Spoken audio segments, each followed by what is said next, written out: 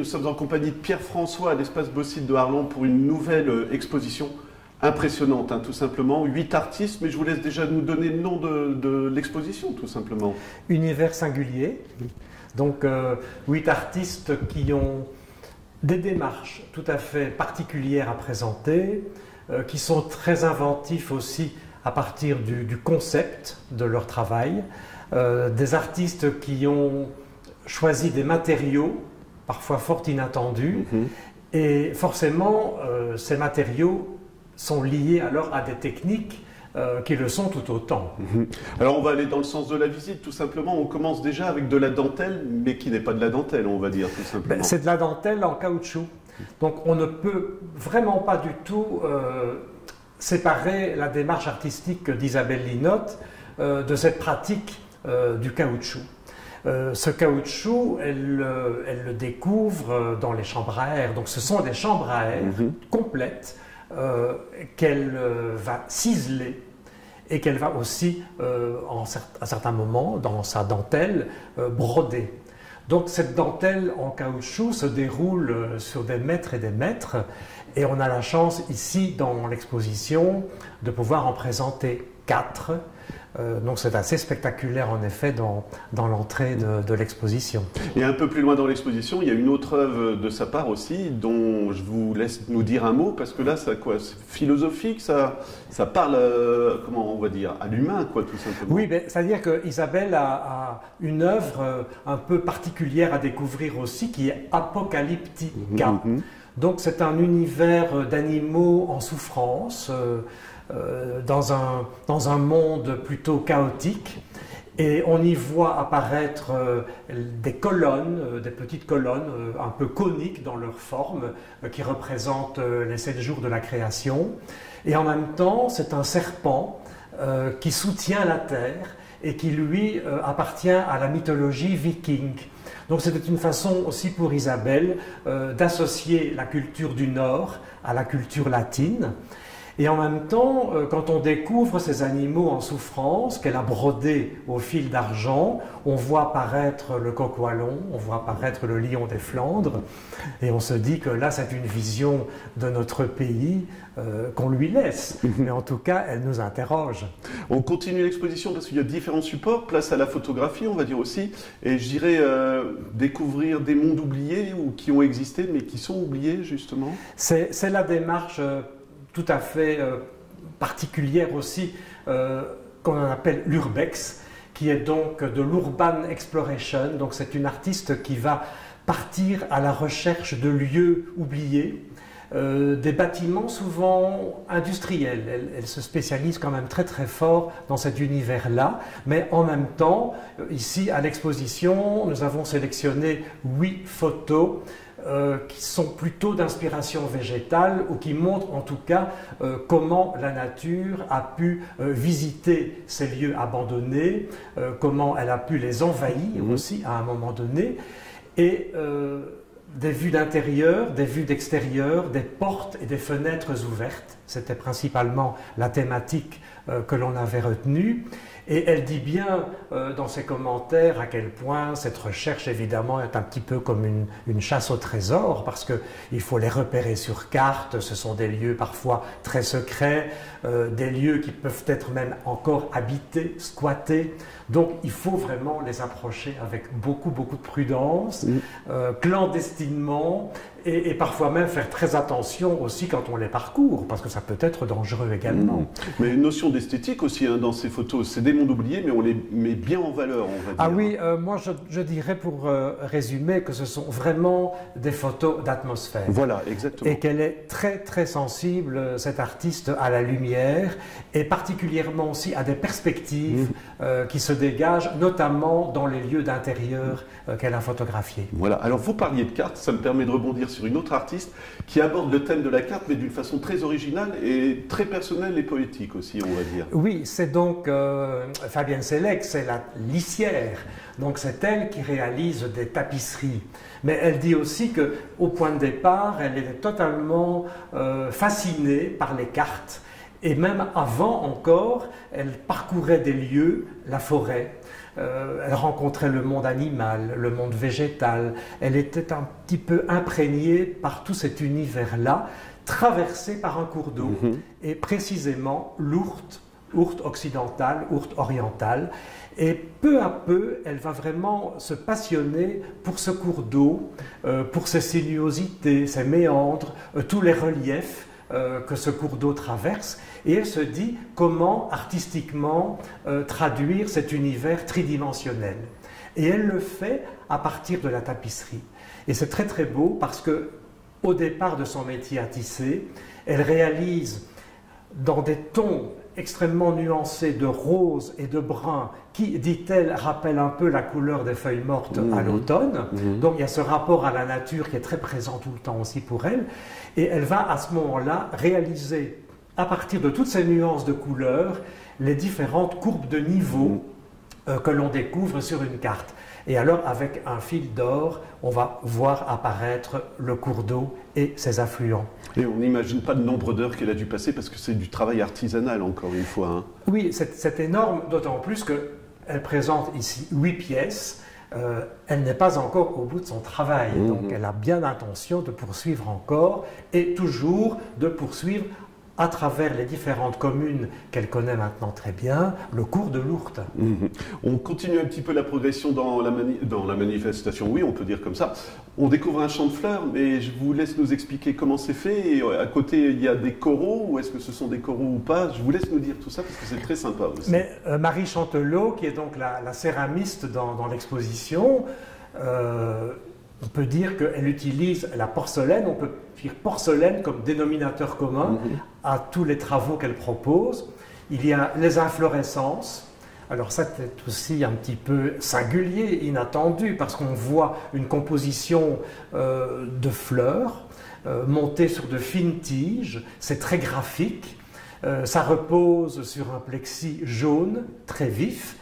Et on découvrira, grâce à ces commentaires, un peu secrets parfois, parce qu'on s'interroge sur les formes.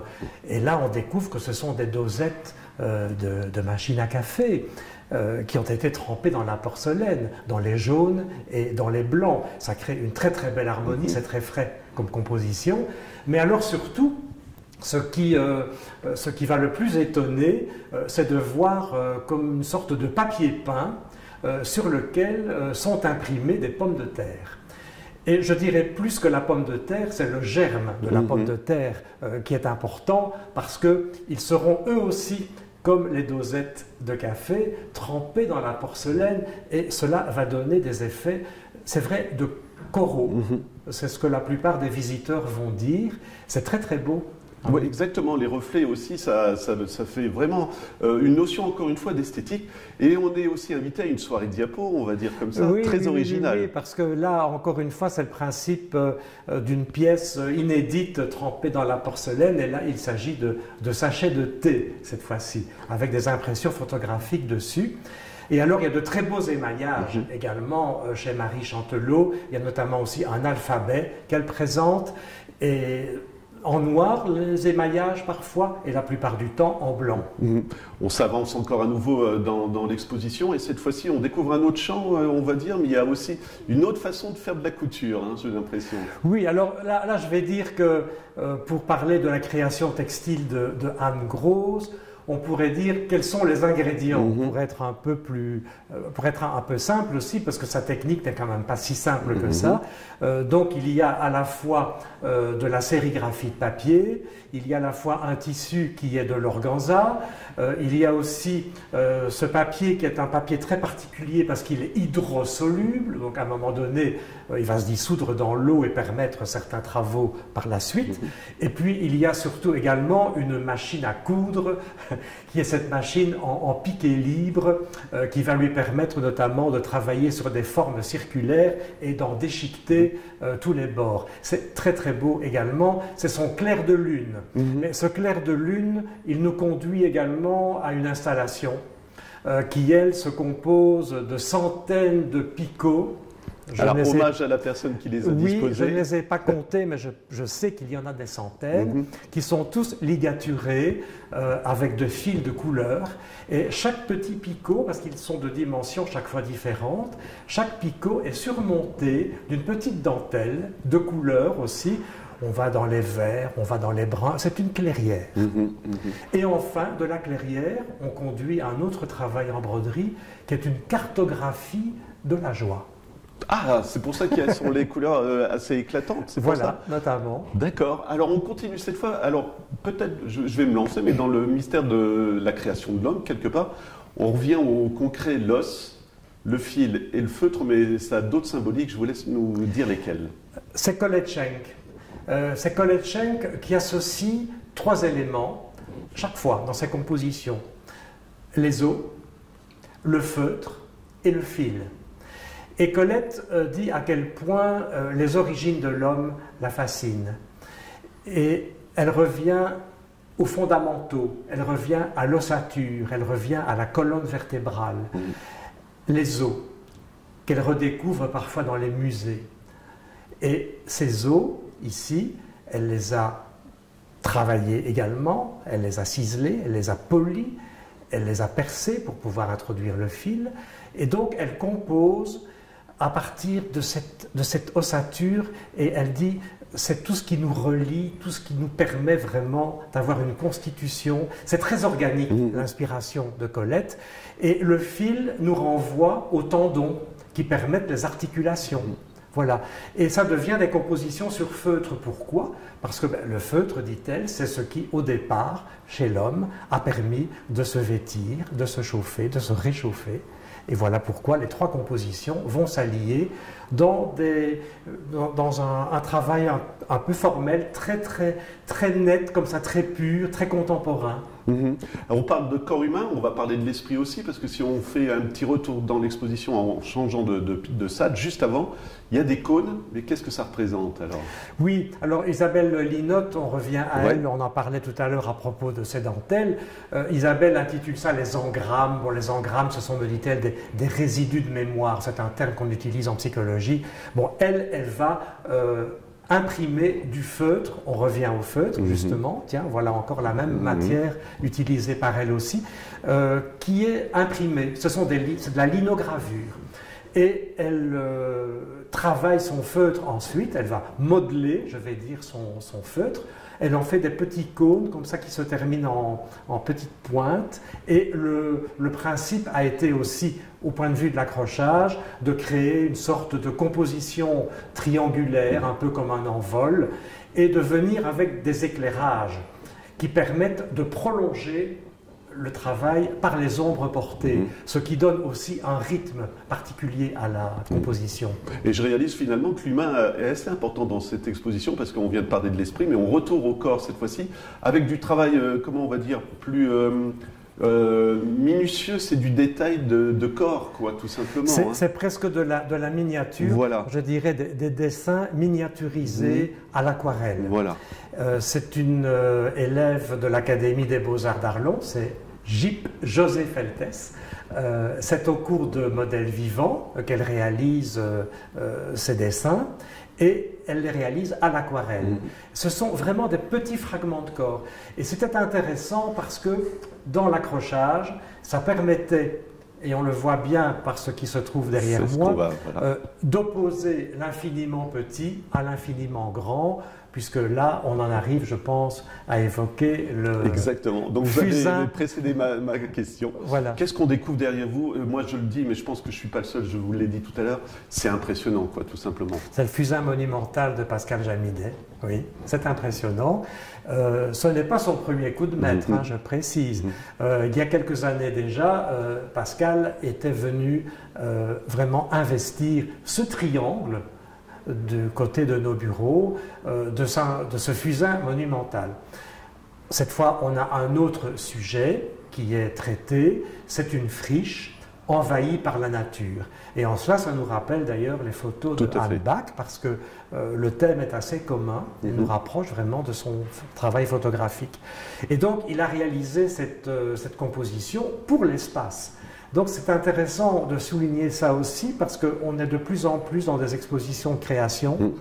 Et il arrive maintenant que les artistes fassent des propositions vraiment en fonction de l'œuvre qu'ils ont envie, de l'espace qu'ils ont envie d'investir. Voilà, et là aussi, on a du mal à imaginer le nombre d'heures qu'il a dû passer, du fusain. Je veux dire, ce qu'on voit derrière, c'est créé par la main d'un homme, quoi. Absolument, mais non seulement c'est la création par le fusain, c'est aussi le montage avec un échafaudage qui a dû être installé ici pour atteindre les 5 mètres de toutes ces bandes de fusain qui recréent ce paysage. Voilà, Pierre, question traditionnelle, jusque quand l'exposition et comment on fait pour se renseigner?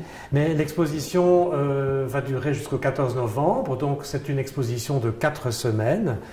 Et le 31 octobre, le dimanche donc, qui précède juste les fêtes de Toussaint, ce sera également ouvert. Enfin, on se renseigne sur la page expo du site www.espacebossit.be. Ben voilà, merci beaucoup Pierre. Merci.